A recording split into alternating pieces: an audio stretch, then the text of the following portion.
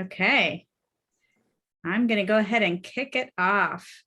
Welcome, everybody. Thank you for joining us tonight. I'm going to start by introducing myself. My name is Connie McCarley, and I am the Assistant Director of Educational Support Services with the Walnut Creek School District.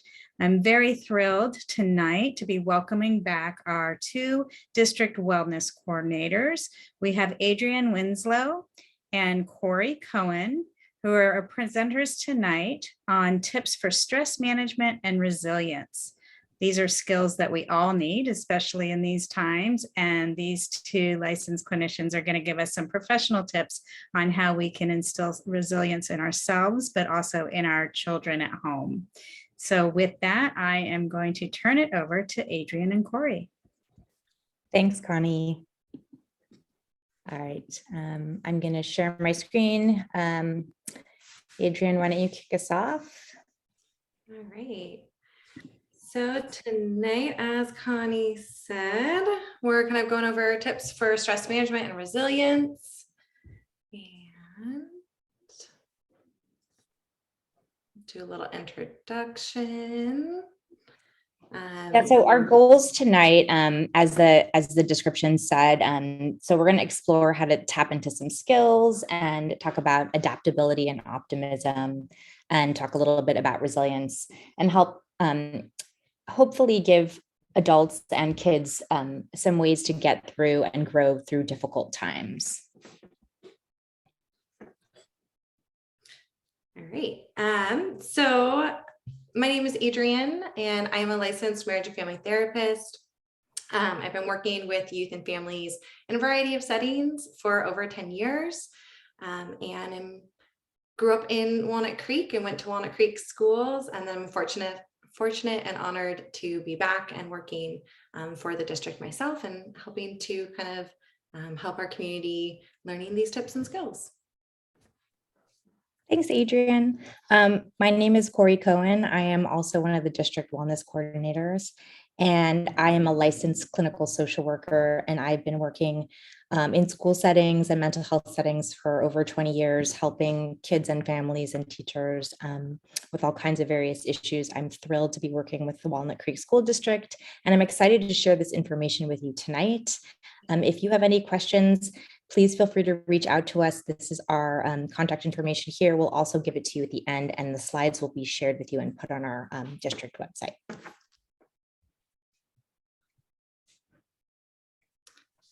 All right, so like we mentioned a couple different times, we're so excited that you're joining us tonight. So we thought that we would kind of start our conversation around showcasing some of the social and emotional learning competencies. These are central to healthy development, and recently we've adopted the CASEL standards within the Walnut Creek School District, but they're also adopted within many schools in the area and throughout the country. So here is kind of the graph that we'll be referencing. And so tonight we're going to primarily focus on 3 of the skills. And first would be self-awareness, next is self-management. And then the third skill is relationship skills. As you can see in this wheel, there's a couple other that we're not touching on tonight, but are definitely going to be discussed later as far as social awareness and responsible decision-making. And so these skills are important, and we're teaching them in the schools and to your kids, but they're important for kids and also for grownups, all grownups, for teachers, for school staff, for parents, for everyone really. And so we want to share these with you. And these competencies are applicable in all areas of life, in the classroom, in the school, in the community, and especially with you at home.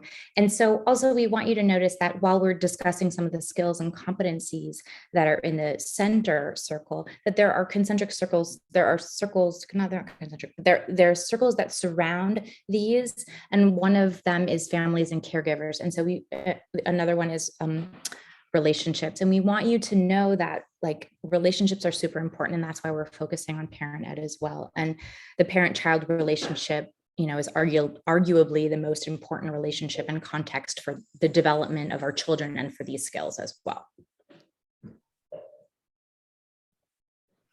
Great. So our objectives for this webinar tonight is first to really learn about resilience, what it is and why do we need it. Next is to explore some skills that we can use to manage common stressors.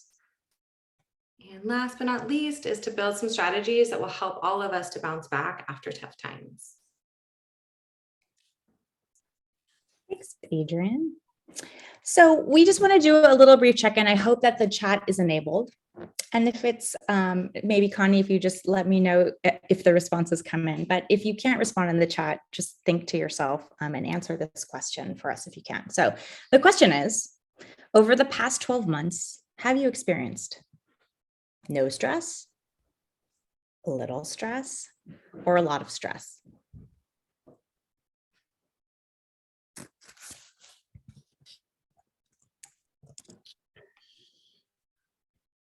I'm seeing one person's in the chat, a lot of stress. Yeah, thank you.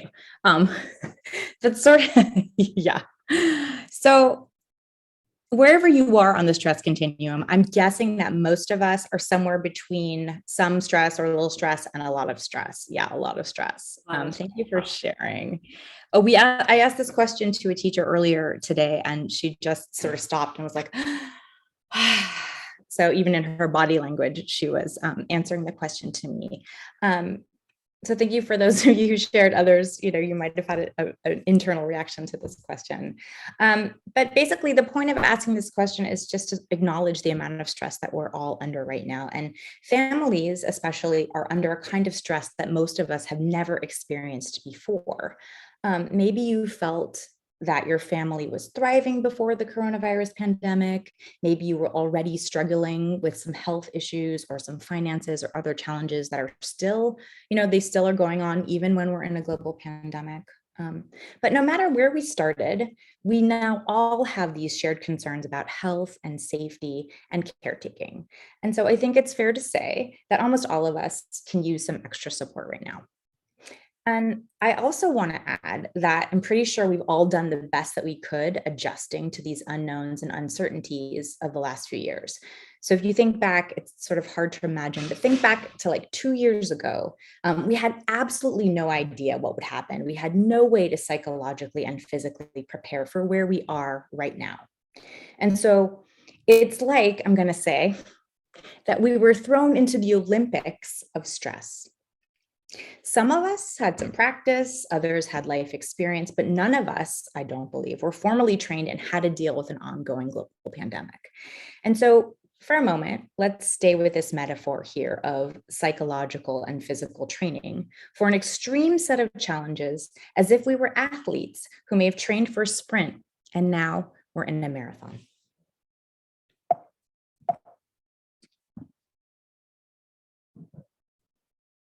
Okay, maybe you recognize some of the people shown in this slide.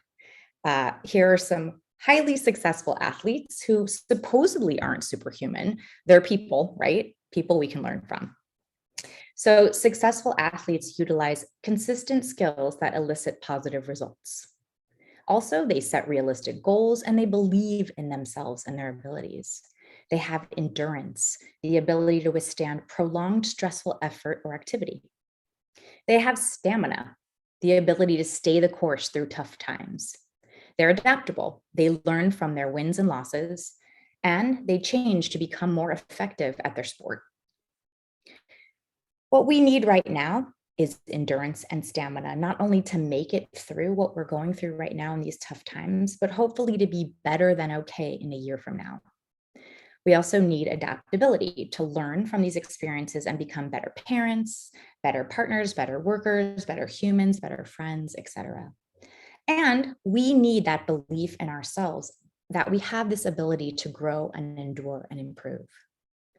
These are all components of resilience. We may not all become Olympic medalists or NBA superstars, although please keep trying. If that's your path, go for it. But like the athletes in this slide, we all have wins and losses in life, injuries and challenges. So let's turn to the research on resilience to learn a little bit more about what skills, goals, and abilities we need in order to make it through prolonged stressful events and come out stronger. What is resilience? Resilience is the ability to manage reactions to stress and to recover from stress, upsets, and setbacks. It isn't a thing that you either have or don't have.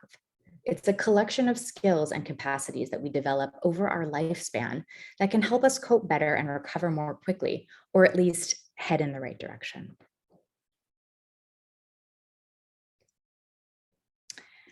We want to show you this short video from the Center of the Developing Child from Harvard University. And it's going to further explain what resilience is and why it's an important quality to expand on in our children's lives and our lives as well.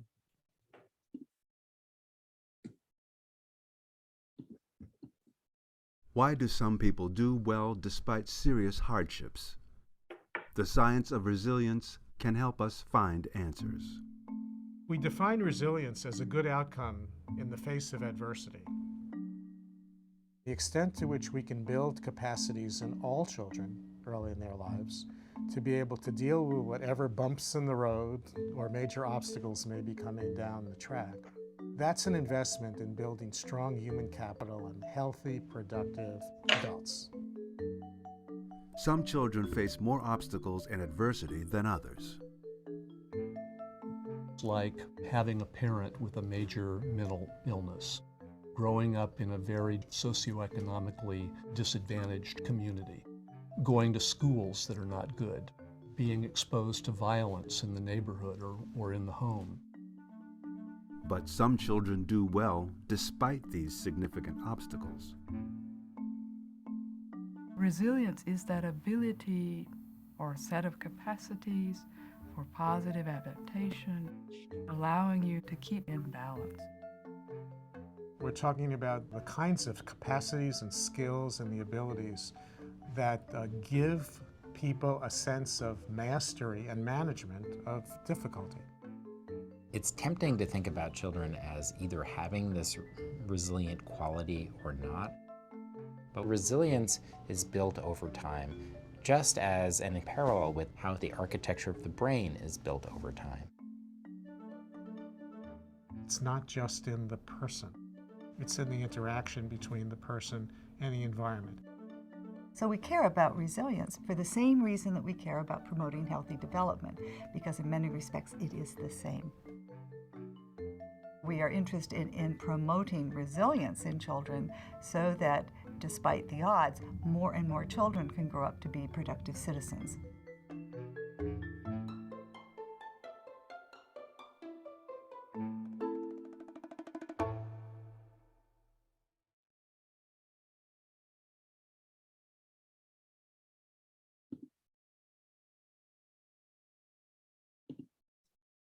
Oh, sorry.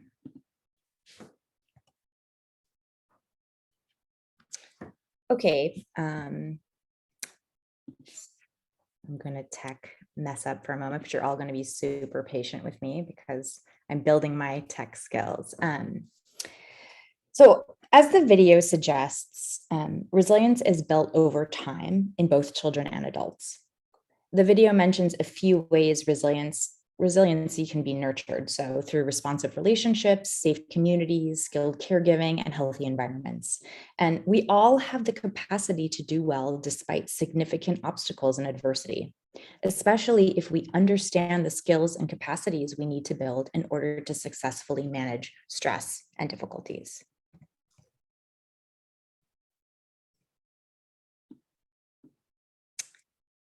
Can you see you can see all my tabs. Yeah, I'm going to try and just give me 1 second. I'm going to fix it. Thanks. Okay, thank you. Okay, so now I'm going to talk a little bit about neurology and brain science. The video mentions the architecture of the brain and how resilience is developed over time. So let's talk a little bit about how our brains are wired to deal with both stress and resilience. Our stress response has two sides to it: the fight, flight, or freeze response, and also a protect and connect response. Let's start with the fight, flight, or freeze. When we experience super stressful situations, the body's stress response system, through a combination of nerve and hormonal signals, pushes us into a fight, flight, or freeze response. We get flooded with cortisol and adrenaline. The long-term activation of stress response system and the overexposure to cortisol can disrupt almost all of our body's processes, putting us at increased risk for both physical and mental health problems. However, during the stress response cycle, we also produce chemicals and hormones that help us protect one another and drive us towards social support and connection. Oxytocin is a neurohormone that's also a stress hormone. As part of the stress response, our pituitary gland pumps this out, as well as adrenaline. When released, oxytocin urges us to seek social contact during stressful times. Here's what happens in the brain. Oxytocin is awesome. It activates a social caregiving system in the brain. It's the chemical that makes us feel empathy, connection, and a stronger desire to bond or be close with others. Oxytocin also helps our cells heal from stress responses, and it's enhanced by social support and social context. Besides oxytocin, two other neurotransmitters help us heal and connect when bad things happen. One is dopamine. Dopamine dampers the fear response, and it primes the brain for physical action, making sure you don't freeze under pressure. The other is serotonin. Serotonin enhances perception and intuition. So it provides us both with the courage and hope we need to propel us into action and the awareness to act skillfully. So basically, we're wired to cope with stressful situations and survive. We're wired to connect and protect one another when things get hard. We were designed for this. This is our biology.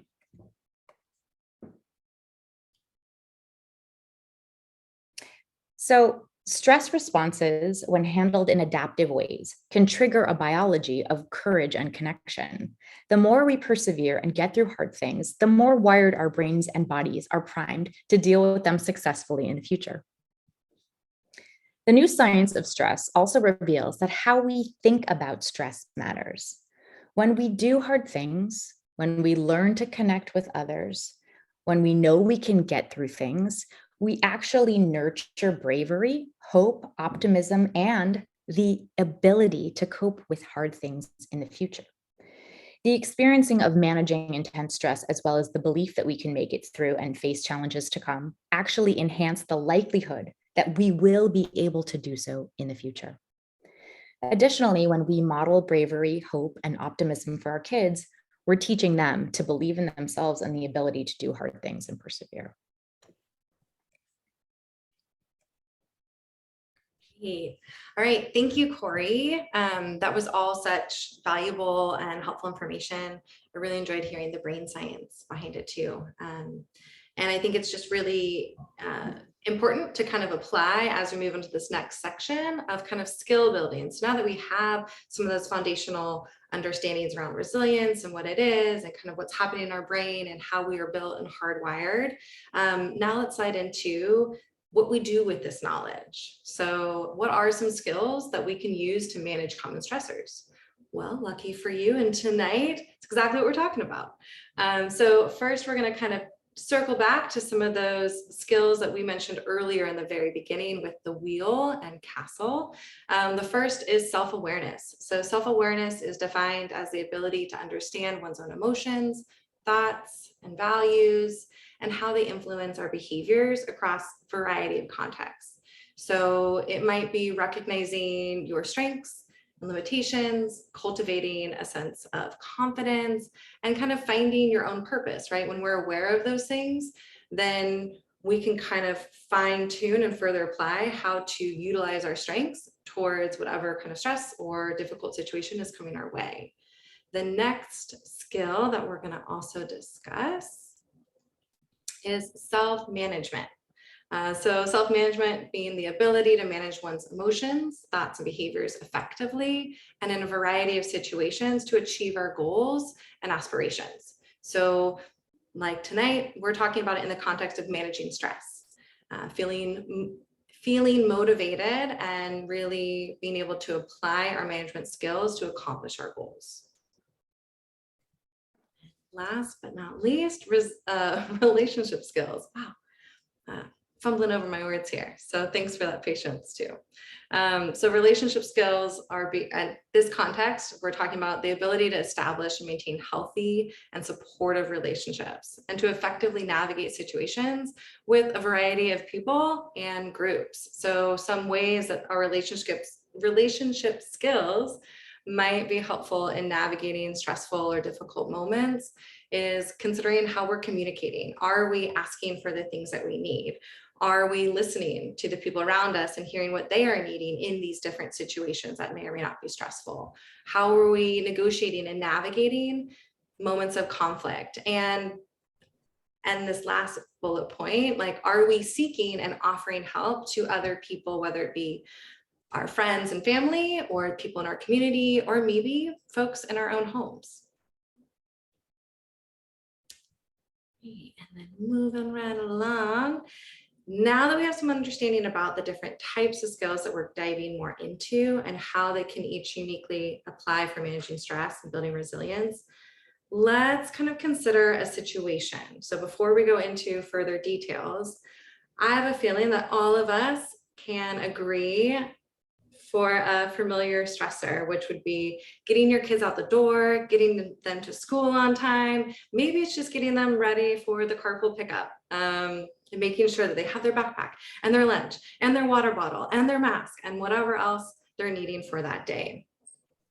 The first way to kind of apply our skill that we were just talking about would be like starting with self-awareness. Excuse me, only with my words. So in the self-awareness category, if we're thinking about the scenario of getting ready for school, it's a hustle and bustle, we're looking at the time, we're seeing all of their things kind of strewn about, the first step that we're going to encourage and invite you to consider is checking in with yourself, noticing where you are in that moment and seeing, how are you doing today? Do you have your own things ready to go, your clothes, your shoes on? And then checking in with your child and this other family members or whoever might be coming to kind of pick up for carpool. So doing those check-ins and just seeing, you know, are your kids dragging their feet? Are they, you know, extra tired because they didn't get a good night's sleep last night? Checking in and really inviting in that skill of self-awareness to allow you to be better informed in navigating those future moments and trying to encourage them to remember their water bottle and different items to kind of help them get out the door. I know Corey and I were talking about this earlier about some different situations. So I don't know if I forgot to mention to you all that I have 4 children between the ages of 10 and 16. And so when this, I just want to say very humbly that the scenario of getting everyone ready and out of the house, while it's not like the most extreme example, it is a very familiar and common one to me. So I just, wanted to add that point. It's very stressful, very many days. Yeah, and it's important to like check in with yourself in those moments, right? Noticing like if we're not recognizing where we are, it's going to be really hard to encourage and guide our kids on how to be prepared, how to recognize the things that they are needing and practice their own self-awareness, right? It might be even just noticing our tone and how we're talking to them, or are we asking or kind of maybe demanding that they do these things and get out the door at this time, right? So just being mindful and checking in with ourselves and what we're bringing into those moments. If we're using that same example, we're also wanting to encourage recognizing our strengths and limitations. So for myself, when it's crunch time, I'm really great at being able to kind of think about this step, this step, this step, this step. But that's not always helpful if no one else can read my mind, right? So recognizing kind of our strengths and limitations. So if I'm not communicating the things that I need and letting those around me know, then my strength of being able to kind of think through the next steps or recognize the things that need to get done aren't being utilized, and it can become a limitation because I have this idea and I'm trying to move the backpack, but maybe my child is also then trying to get their backpack and now we're kind of wrestling back and forth. So the idea is trying to really recognize your own strengths and those limitations, and then inviting that consideration when it also comes to your family. Like maybe your family is really good at navigating difficult situations. Maybe your family has a strength of bringing humor and finding kind of something to laugh at, even when things are not going as planned. And just recognizing how we can apply those strengths and limitations in a moment-to-moment basis to be more informed with ourselves, and recognize if there are some ways that we can lean on other people's strengths to support us in something that might be something that's more difficult or a limitation with ourselves. And then just like along with this particular example, my family, we're really good at like facing, like when hard things come up, we want to face them straight on, and we like to talk about things. That is one of our strengths, I would say. One of our limitations are we are terrible at getting out of the house on time and making sure everyone has their things. And so, it kind of brings us to the next point of making meaning. Like, I recognize those things, that there are some things that we're really awesome at, and other things that we're still working on, and we're still going to keep working on them, and they're still going to be hard. But the meaning that I make out of that is that it's not that we're a terrible family and we all are terrible, like we all have our strengths and limitations. But I think the next piece about making meaning about strengths and limitations and where things are at, or sort of part of it, is accepting what your strengths and limitations are, being really gentle with yourselves, like, okay, we're not perfect and we're not going to get everything right every day. But also that we're working on things and we do the best we can and we keep learning and growing. And that's the meaning that we make at it when we look back about our struggles. Exactly. Yeah, exactly. Thanks, Corey. I appreciate that. And so the next skill, self-management. So within kind of the self-management, some examples that of how we can apply this skill to help manage would be considering routines. How are we structuring bedtime routines, morning routines? Are we, getting ourselves up and allowing ourselves to have a couple moments, maybe having those first sips of coffee before things kind of get a little tumultuous or the time crunch starts to happen?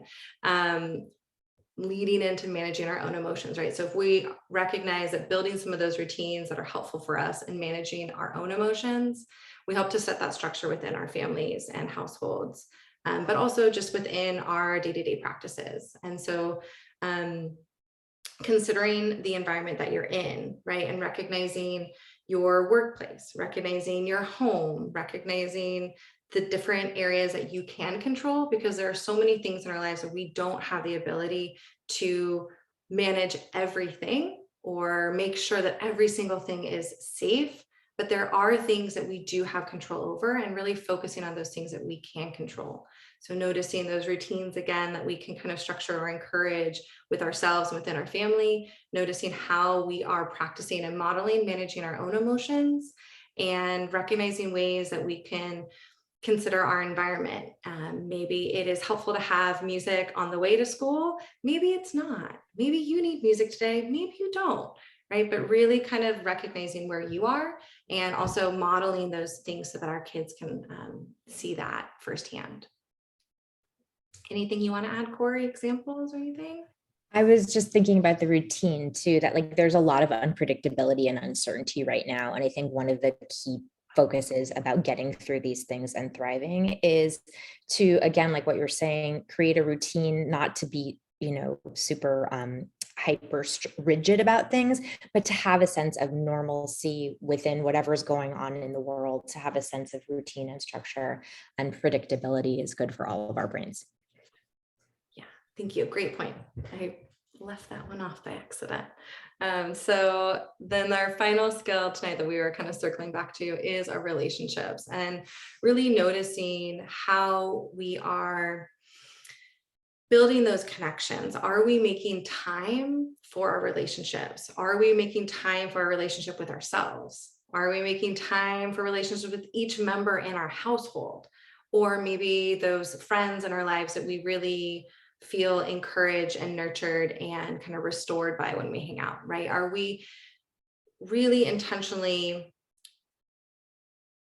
creating moments to do the things that are in our control, right? To kind of piggyback of what we were saying in self-management, how are we structuring that time? And what are those connections look like? Are we, setting aside a minute or two, or are we really scheduling a, monthly walk to kind of go with someone, or a time just to give them a call and set aside 5 minutes? It's not having to be rigid, but instead flexible and recognize maybe each day or in a particular circumstance, one of these skills might come in more handy. Maybe there's a stressor that really would benefit more connection or more community support. Maybe it's really about considering the meaning making and how are we kind of viewing and approaching that situation in the conversation with ourselves. How are we talking about the things that we're going through? What are those routines that maybe we're trying to structure or consider that can better help us to manage some of that unpredictability that happens in life? Great. Right. And as we're just moving and grooving along, now we want to kind of get into those practical takeaways. What are some things that can be applied related to these skills that we're discussing as far as that self-awareness, the self-management, and the relationships? How do we really integrate that into our lives beyond just some of the examples we shared? So lucky for you, we went ahead and made a slide to talk exactly about that. So socializing, some ways to consider. Oh, excuse me. Research shows how important it is to be a part of a community and spend time with friends and our support systems. So even in moments where it's really difficult to do that in the time of COVID, or it can come with some different experiences or different comfort levels, it's recognizing we can still be creative in how we socialize and prioritizing how important it is for that connection. So thinking about the way that we spend time with friends and family, but also how the next point, how are we connecting and engaging with the world around us? Are we walking, to and from our kind of, oh my gosh, I'm blanking on that word, errands and our to-dos on our list? Or are we recognizing those are little moments where we can kind of stop and notice how pretty the sky looks tonight? Or maybe some leaves or a new plant that is kind of just catching our eye, or flowers that are in the grocery store that maybe just really might be nice to bring home for ourselves today, right? Like, how are we engaging the world around us? Are we going and just checking the things off the list? Or are we also taking a moment to kind of look up and look around and notice some people that are around us? It might be, it's a little harder with masks to smile, but we can still see it, right? When we smile, we have our mask and still see it on our eyes. It might be offering a compliment, or just really genuinely and authentically saying thank you to the people that are helping us in any situation, or our coworkers or our kids. Adrienne, I wanted to say too that in terms of socializing and connecting is actually being a very good thing to do when we're trying to manage stress and cope. Sometimes when really hard things come up, we have a tendency to just kind of focus and shut down and try and get through things and grit through them. And it can be not completely intuitive for you to like reach out to other people or want to make connections or smile at a stranger, because you're just kind of have your head down and you're going.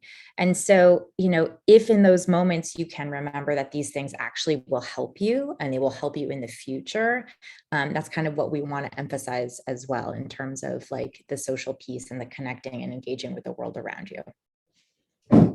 Thank you. Yeah, great points. Our hope tonight within this slide too is to really offer some ways that are allowing you to really build those skills and recognize how just in little moments we can make big differences within our lives and how our bodies are managing those challenges. So the last on this row is independence. So the importance of really taking time to be alone.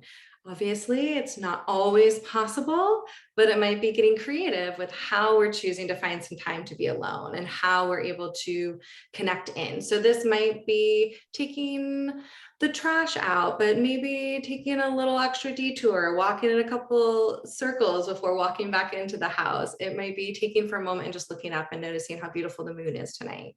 It might be sneaking off to the bathroom and just not being available for a little while. No one needs to know why, but just really utilizing the privacy that can come with being in a bathroom. It might also be, allowing yourself to sit in the car for a couple moments before going into your home. It might be after drop off, sitting in your car for a couple moments before heading off to the next thing that you need to do, right? Seeing how you can really expand and tap into taking time for yourself and giving yourself a moment to really check in and see where you are in that moment, what you might be needing, or what you can do to kind of help manage that situation for yourself as best as possible. And 3 more for you tonight is the power of conversation.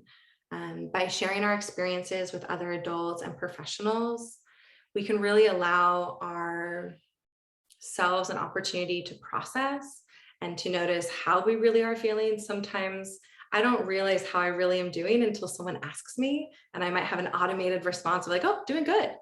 But then if I can really stop and take a moment to pause, especially with a trusted colleague or a professional, really thinking about that and considering the conversation and how we're talking about what the things are that we're going through, and recognizing there's no shame in needing to find what works for you in terms of that might be talking with friends and other people who are going through similar experiences or who have navigated similar experiences, or it might be reaching out and getting professional help and support that will allow you to kind of build tips and skills in a way that feels right for you. And then hobbies, another thing that sometimes falls off the radar when life gets really busy and really stressed. You be quick to kind of cut off those hobbies, right? Shorten the amount of time of going to the gym or not prioritizing it. Or maybe we're cutting the walk shorter, or we're not going out at walks at all because we have so much that we got to get done, or so many stressful things that we're navigating. So we just want to invite and encourage the idea of getting into nature, exploring, maybe taking a different trail, or taking a couple more moments just to sit outside or put your feet to the ground, or to really notice the trees or plants that are around you. Tapping into interests that bring you peace and joy. So one thing that I recently just picked back up as a hobby was rollerblading. Like in my youth, I really loved rollerblading, and I kind of forgot how much I love it. So the other day I had a friend mention that she was picking up rollerblades, and I said, hey, I think I'm going to go do that too. And it really has brought me so much peace and joy just tapping back into that hobby. So I want to also encourage all of you to consider, are there some ways to either expand, build, or really make sure that you're setting time aside to do the things that bring you that peace and joy?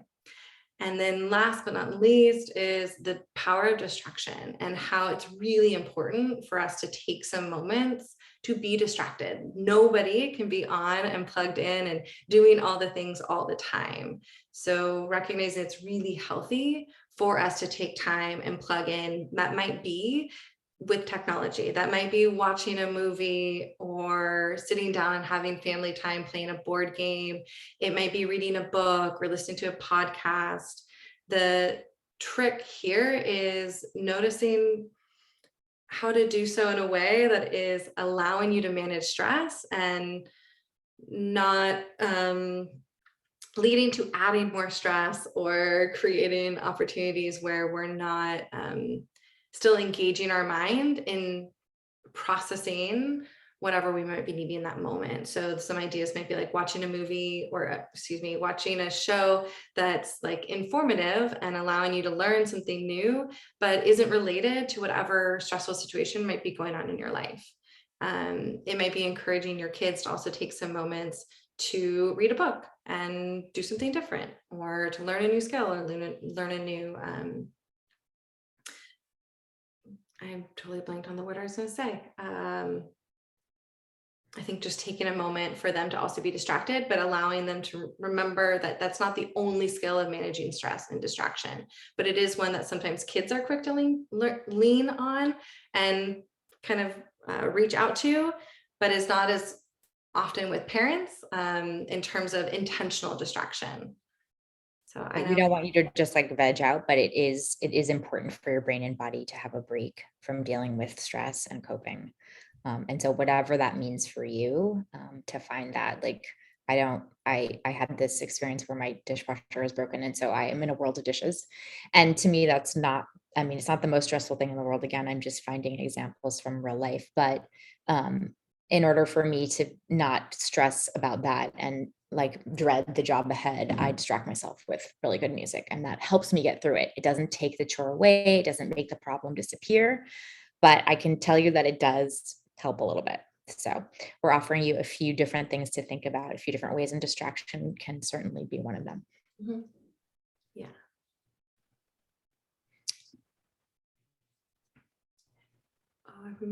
We go back one slide real quick, Corey. Sorry. Oh, sorry. Yeah, I missed this Sorry. one. This one's good. All right, so this is just another graph that also kind of showcases some different stress busters. Below is linked kind of or on the slide deck, you can also see it for your reference later if you want more information, but we grabbed this image from the California Surgeon General playbook, and specifically kind of a playbook they created for stress relief during COVID-19. So the idea of sharing this graphic is not to say that these are all things that everyone's supposed to be doing every single day. But instead, this is a graphic showing different aspects of how one wedge might be a focus for today, and maybe tomorrow it would be a different one. So maybe today I'm realizing that I haven't gotten the quality sleep that I'm wanting. So I'm really going to lean into supportive relationships, or maybe I'm going to really take some moments to lean into some mindfulness practices, right? So the idea here is that we're not supposed to be doing it all, or that not leaning into one of these areas is somehow us lacking. Instead, it's recognizing that this is something we can reflect back on and creating kind of our own wheels of what are our stress busters. What are some different ways that we can lean into some physical activity? It might look different for each day. Maybe it is a bike ride. Maybe it's stretching, right? Maybe quality sleep is getting to bed early. Maybe it's making sure that we have earplugs in so that we aren't hearing different noises that might be distracting us. The idea is, again, to try and see and check in with yourself. Are these things that you are kind of doing? Have you identified things in your life that allow you to bust stress? So here are just some tips. It's not a requirement. It's not something everyone has to do every day, but instead finding and adapting to what works for you with each different situation that you might be navigating through. Yeah, and these are common practices that help reduce stress. So we wanted to share them with you. They're shared with lots of people. You don't have to come up with everything on your own. Maybe some of them will interest you and others won't, and that's okay. Again, like Adrian said, you don't have to do it all. Pick and choose what works for you.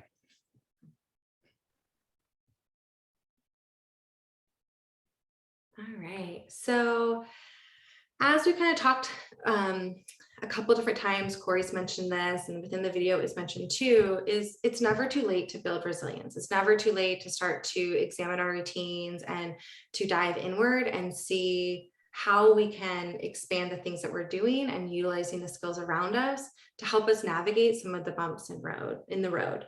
So here are just like 3 little points that we wanted to kind of remind you as something to take away tonight. So first, it starts with you.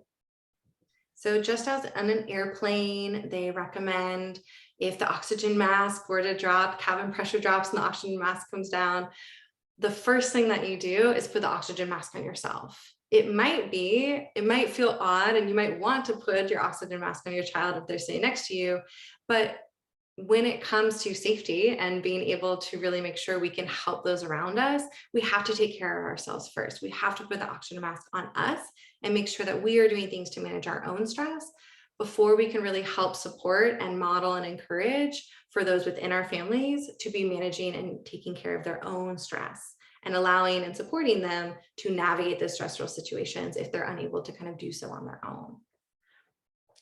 Next is together we are stronger. We know this, but sometimes in the hustle and bustle, we forget.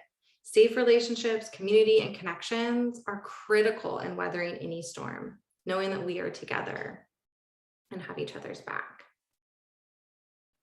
Last is just keep swimming. So as Dory from Finding Nemo so wisely says, just keep swimming. That doesn't mean that there won't be hard moments where it's tough, moments where we get tired, moments we forget what it is that we're swimming towards, but we can all do hard things. And resilience and stress management techniques are just a few of the ways that allow us to keep us all afloat.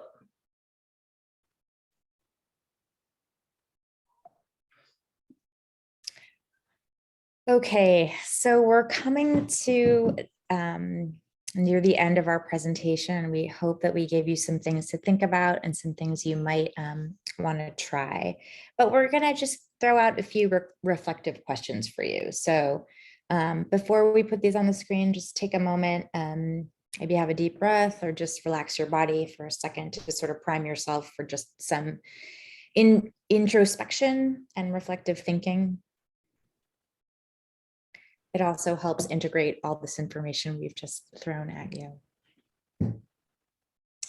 So we're going to invite you to take a few minutes and either jot your answers down on a piece of paper or in your phone, or just allow the thoughts to exist in your mind and answer these questions for yourself.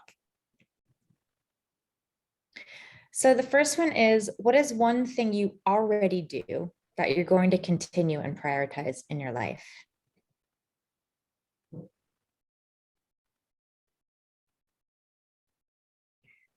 The second one is, what is one new skill or strategy, maybe something you heard tonight, maybe something you've been thinking about for a while, that you would like to incorporate into your daily life?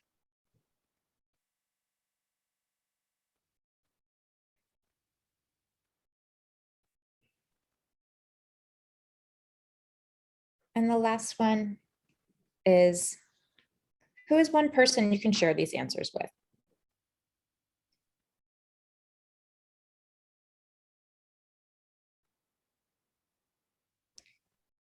So again, these answers are for you. The commitment is for you, and whether or not you choose to do anything differently or similarly, it's entirely up to you. This is simply an invitation to pause, to consider, and to allow yourself a few moments to focus on you, your needs, your dreams, and your own sense of well-being and belief in yourself that you can make it through this. You do hard things all the time. I'm real sure of it. Absolutely.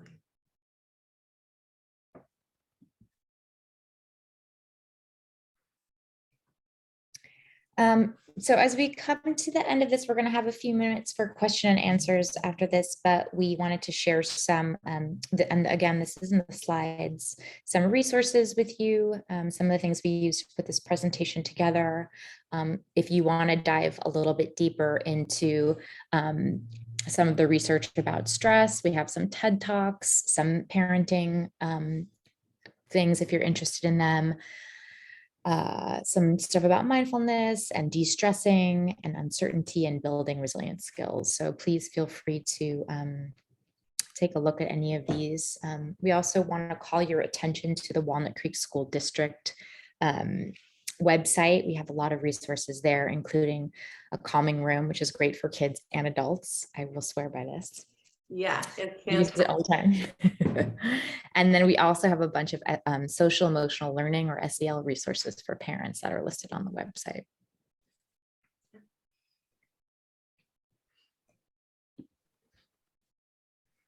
Oh, I think we, Yes, okay.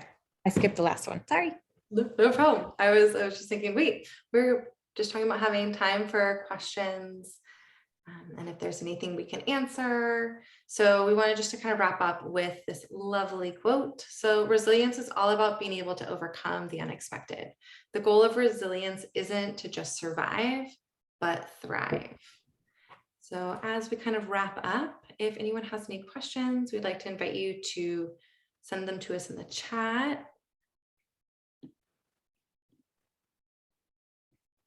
Just take a couple moments to see if there are.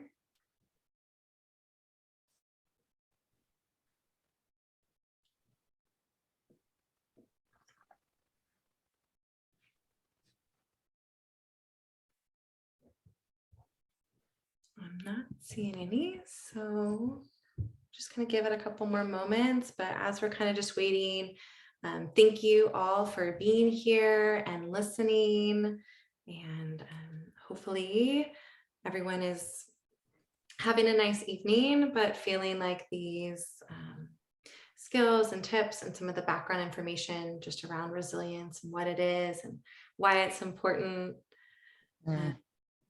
Learning about kind of how we can apply and expand the different skills that we are cultivating And then also, making sure that we're examining just the little things in our lives, little small shifts that we can make that really start to create larger shifts and small shifts within our family system.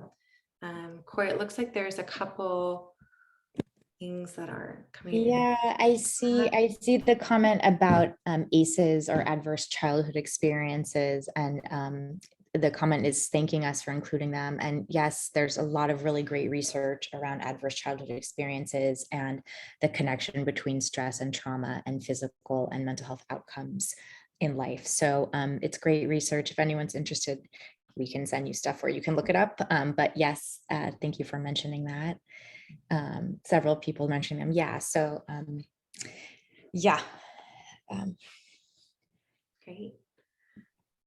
Well, we hope you all are, taking good care of yourself and doing the little things that you can do in your circle of kind of control. If you do have any ongoing questions or anything else that we can do to kind of help or provide some more information around this topic, do feel free to reach out to us via email. My email is listed there, and as is Corey. Otherwise, thank you so much, and we hope that you have a great evening and take good care. Yeah. Be well. Thank you. Thank you, Adrian and Corey, for yet another fantastic presentation. Just one more reminder for our visitors here. This will be posted on our website under Parent Resources, Parent Education. We will have the recording of this session along with the slideshow, so you'll be able to access all of the links and resources provided there. Thank you again for joining us. We know how important it is for our kids to have parents who are in a good place. And so take care of yourself so you can take care of your children. And together we can take care of each other. Thank you, everybody, and have a great evening. Thank you.